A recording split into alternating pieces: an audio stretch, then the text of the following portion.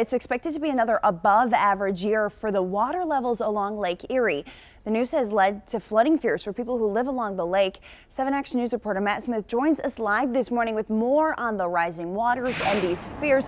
Matt, what impact could these higher levels have? Well, it's certainly going to be a rough year for people that live in Monroe County along the shoreline. They are going to be dealing with above average water like they did last year, which led to evacuations in some parts of Monroe County. But for business, well, that's a different story. In fact, they could have a booming season. The wind really controls what happens.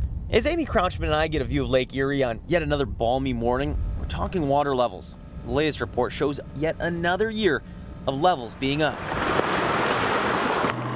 Locals lived through this last year. It meant flooded homes, Crouchman's included. Parts of Luna Pier and Frenchtown had to be evacuated. But what may be bad news for locals is actually good for those of us commuting to the lake. It doesn't help my service department, but it helps all the boaters, so they're not running into anything, and they get to see some areas that maybe they haven't been able to go to for a few years because the water level's high now. We're tracking the environmental conditions over this area.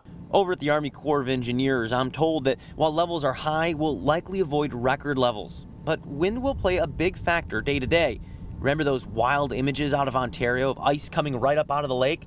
At times, one side of the lake can be as much as 12 to 15 feet different. And when the wind subsides, the lake kind of acts like a bathtub where the water will slosh back and forth for a couple days while all that energy is dissipated. That's the type of thing we all need to watch for flooding as the ice disappears and major storm events.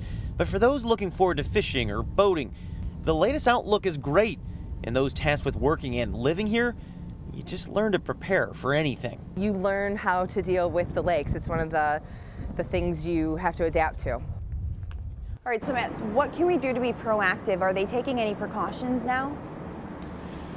Well, so in Luna Pier, they've actually built up the seawall. We noticed that when we were down there just yesterday, but also there has been talk about adding pumps to those coastal towns in Monroe County. That was actually part of a discussion at Board of Commissioner meetings just earlier this week. All right, Matthew, a lot to think about there. Thanks so much for that live report.